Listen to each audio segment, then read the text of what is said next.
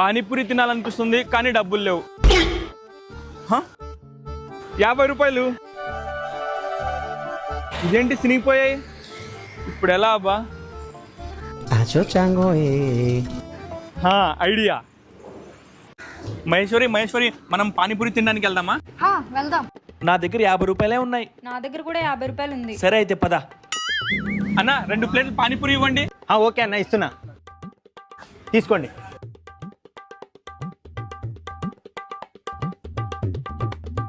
అన్న ఎంతైందన్నా? 100 రూపాయలు అన్న. మహేశ్వరి నీ 50 రూపాయలు ఇస్తావా? ఈ 50 రూపాయలు నా 50 రూపాయలు కలిపేస్తాను. తీసుకోండి అన్న 100 రూపాయలు. అన్న 50 రూపాయలు చినిగిపోయింది. ఏంటి సినిగిపోయిందా? ఏంటి మహేశ్వరి నీ నోట్ సినిగిపోయిందంట, చూసుకోవాలి కదా.